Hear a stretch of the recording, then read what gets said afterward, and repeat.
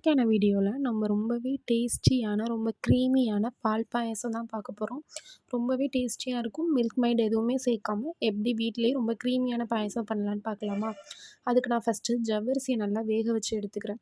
நீங்கள் ஊற வச்சும் எடுத்துக்கலாம். நான் ஊற வைக்கல. அதனால நான் 2 விசில் விட்டு வேக வச்சு எடுத்துக்கிறேன். நல்லாவே ஊறின மாதிரியே வந்துடும்.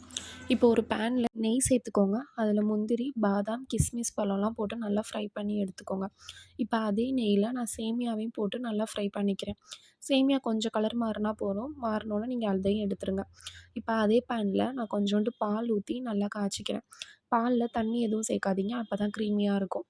பால் நல்லா கொதித்து ஓரளவு வற்றணும். வற்றினதுக்கப்புறம் நம்ம பாலையும் ஆஃப் பண்ணி எடுத்துக்கலாம்.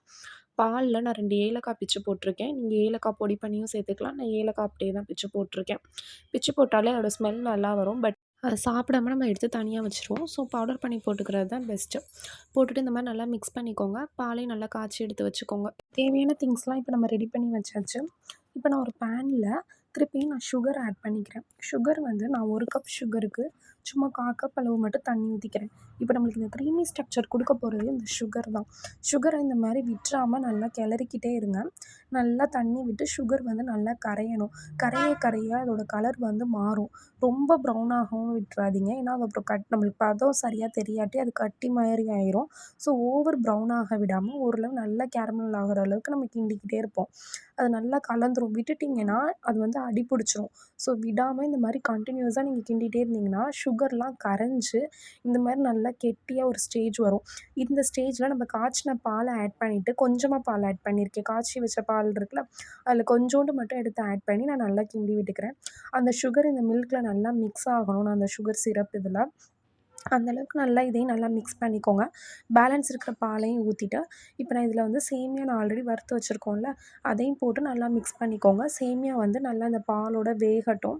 நம்ம சேமியா வறுத்து மட்டும் தான் வச்சுருக்கோம். அது வேகணும். அதனால நல்லா அந்த பாலோட அது வெந்ததுக்கப்புறம் நம்ம இந்த வேக வச்சு வச்சுருக்க ஜவ்வரிசி இருக்குது பார்த்தீங்களா, அதையும் நான் ஆட் பண்ணிக்கிறேன். நான் வந்து ஊற வைக்காதனால நான் வேக வச்சு எடுத்திருக்கேன். நீங்கள் ஆல்ரெடி ஊற வச்சிங்கன்னா ஒன்றுமே ப்ராப்ளம் இல்லை. நீங்கள் ஊற வச்ச ஜவ்வரிசியை அப்படியே அதில் ஆட் பண்ணிக்கோங்க. ஆட் பண்ணிட்டு இந்த மாதிரி நல்லா மிக்ஸ் பண்ணிக்கோங்க. நீங்கள் பார்த்தாலே உங்களுக்கு டெக்ஸ்டர் தெரியும். நம்ம எப்பவும் பண்ணுற பால் பாயாசத்துக்கும் இதுக்குமே நல்லா க்ரீமியாக இருக்கும். நம்ம மில்க் மெய்ட் எதுவுமே சேர்க்காமயே ரொம்ப க்ரீமியாக டேஸ்டியாக இருக்கும். இப்போ இது நல்லா ஒரு கொதி வந்ததுக்கப்புறம் நான் ஆல்ரெடி வறுத்து வச்சுருக்க நட்ஸையும் ஆட் பண்ணியிருக்கேன். நான் வந்து முந்திரி, கிஸ்மிஸ் தான் எடுத்திருக்கேன். நீங்கள் வந்து இந்த பம்கின் சீட், சன்ஃப்ளவர் சீட்னு கூட நீங்கள் சீட்ஸுமே ஆட் பண்ணிக்கிட்டாலுமே இது ரொம்பவே ஃப்ளேவர் சூப்பர்பாக இருக்கும். நீங்கள் அப்படினாலும் ஆட் பண்ணிக்கலாம். நான் இப்போ கிஸ்மிஸ் பழம், முந்திரி, பாதாம் இதெல்லாம் நெய்யில் வறுத்து வச்சுருக்கேன். நான் இப்போ இதில் ஆட் பண்ணிக்கிறேன். ஆட் பண்ணிவிட்டு நல்லா மிக்ஸ் பண்ணி விட்டுக்கோங்க. ரொம்ப ரொம்ப டேஸ்டி அண்ட் க்ரீமியான பால் பாயாசமாக இருக்கும். கண்டிப்பாக ட்ரை பண்ணி பாருங்கள். இப்போ நல்லா இதை நான் மிக்ஸ் பண்ணி விட்டுட்டே இருக்கேன். இந்த ஸ்டேஜில் நீங்கள் கொஞ்சோண்டு 1 ஸ்பூன் ஆர் 1 1/2 ஸ்பூன் நீங்கள் கீ ஆட் பண்ணிக்கிட்டிங்கன்னா இதோட ஃப்ளேவர் இன்னமும் ரொம்பவே ரிச் லுக்காக இருக்கும். நீங்கள் இப்போ பாயாசம் பார்த்தீங்களா, இந்த மாதிரி ஒரு கொதி வரட்டும். ஆக்சுவலி நீங்கள் அடுப்பை வந்து ஃபுல்லாக வைக்கக்கூடாது. சிம்மில் வச்சுக்கோங்க. சிம்மில் வச்சு இந்த மாதிரி பாயாசத்தை கிண்டிகிட்டே இருந்தீங்கன்னா ரொம்பவே க்ரீமி டெக்ஸ்டர் வந்துடும். இந்த ஸ்டேஜில் நீங்கள் அடுப்பை ஆஃப் பண்ணிக்கோங்க. ரொம்பவே சூப்பர்ப் அண்ட் க்ரீமியான பால் பாயாசம் ரெடி ஆயிடுச்சு. கண்டிப்பாக ட்ரை பண்ணி பாருங்கள். தேங்க்யூ.